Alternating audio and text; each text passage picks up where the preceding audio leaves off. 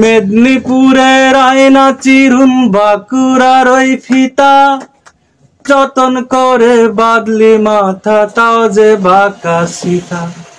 মেদিনীপুরের আয়না চিরুন বাঁকুড়ার ওই ফিতা, যতন করে বাদলি মাথা তাও যে বাঁকা সীতা। প্যাচ পারিয়া রাজকুমারী গলায় চন্দ্রহার, দিনে দিনে বাড়ছে তোমার চুলেরই বাহার। প্যাচ পারিয়া রাজকুমারী গলায় চন্দ্রহার, দিনে দিনে বাড়ছে তোমার চুলেরই বাহার। কলি কলি ফুল ফুটেছে নীল কালো আর সাদা, কোন ফুলেতে কৃষ্ণ আছে কোন ফুলেতে রাধা। কলি কলি ফুল ফুটেছে নীল কালো আর সাদা, কোন ফুলেতে কৃষ্ণ আছে কোন ফুলেতে রাধা। কালো জলে উছলা তলে ডুবলো সনাতন, আজ সারানা কাল সারানা পায় যে দর্শন। নদীর ধারে চাষে বধূ মিছাই করোয়াস, ঝিরি হিরি বাঁকা নদী বইছে 12 মাস। ঝিরি হিরি বাঁকা নদী বইছে 12 মাস।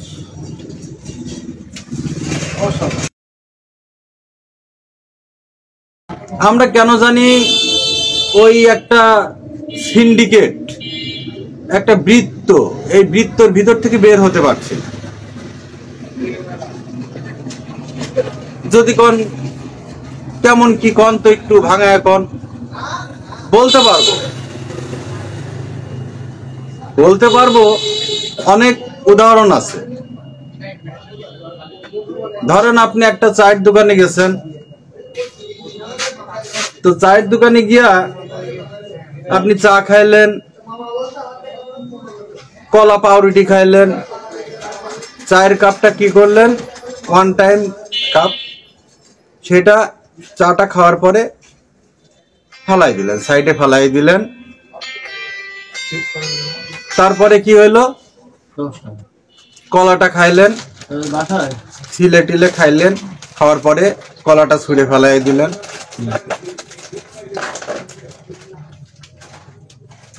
আপনি একবার চিন্তাও করলেন না, এই যে চিপসের প্যাকেট, এই যে কলার খোসা, এগুলো যে আমরা এখানে সেখানে ফালাইতেছি, নোংরা হইতেছে না ভাই? এক দোকানে গেলাম, দোকানদার লিখছে যে চেয়ার থেকে আপনার রাজপাশাটা উঁচু করে দয়া করে দূরে গিয়ে 1 টাইম কাপটি ফেলুন।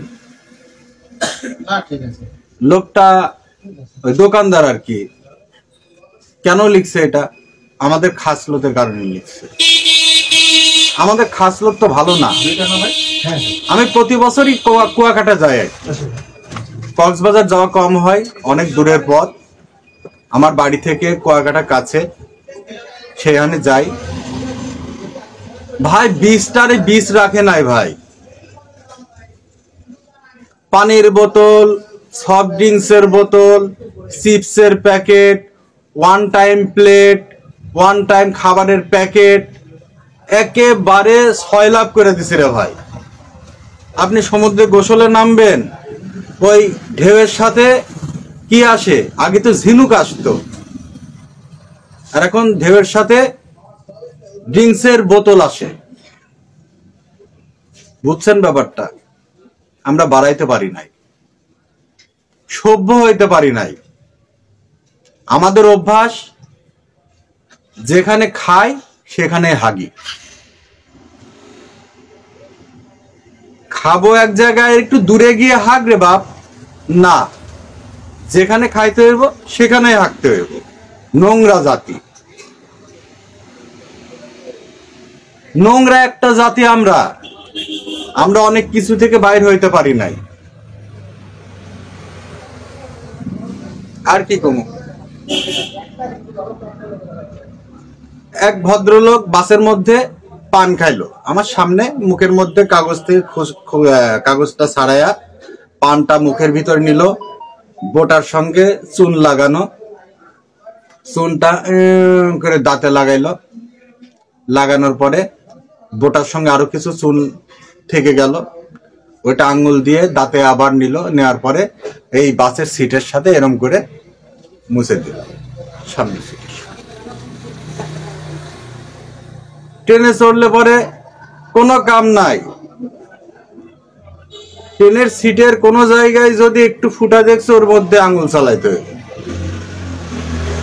সভ্য হইতে পারি নাই ভাই, যেখানেই যাই আঙ্গুল চালাই, নোংরা করি।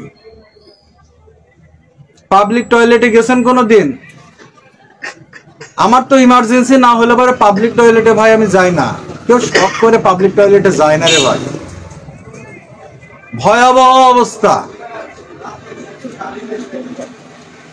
সিট কানি খুলে ফেলছে, আর টয়লেটের ভিতরে মনে হয় ওই ব্রিটিশ শাসন থেকে শুরু করে 2023-24 সাল পর্যন্ত যত হিস্ট্রি লেখার সব লিখছে। ওই S+R+A, ওই রহিম প্লাস কমলা, কমলা প্লাস করিম, অভাব নাই।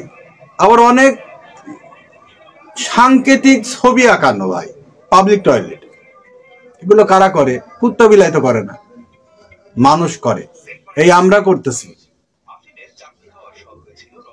পাবলিক টয়লেটে, আমরা হাগি, আমরাই নোংরা করি, বদনা দিয়ে এক বদনা পানি ঢালবো, সেই মানসিকতা নাই।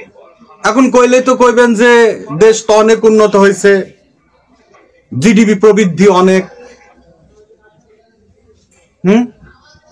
মেট্রো রেল আইছে, পাতাল রেলের কাজ চলতেছে, পদ্মা সেতু হয়েছে, সব হয়েছে ভাই, আমি অস্বীকার করতেছি না। এই দেশ অনেক আগায় গেছে, অনেক আগায় গেছে,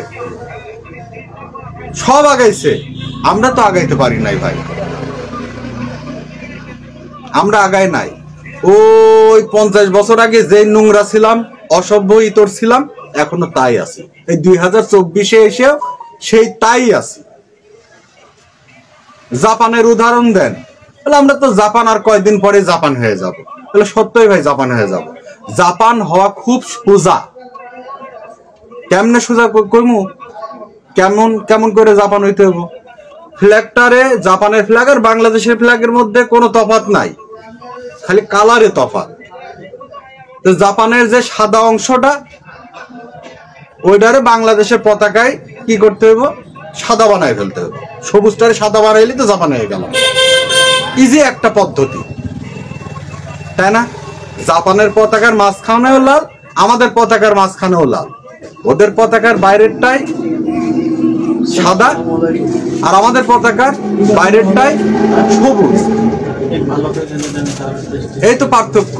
তাতে কালারিং এর ব্যাপার, আর কালারিং করলেই বাংলাদেশ জাপান হয়ে গেল। বোঝা গেল?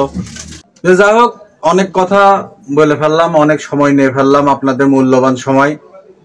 এই দুনিয়ায়, এই পৃথিবীতে, এই বাংলাদেশে এত সময় কার আমার কথা শোনা? আপনারা যে এতক্ষণ ধৈর্য ধরে কথাটা শুনতেছেন, এই জন্য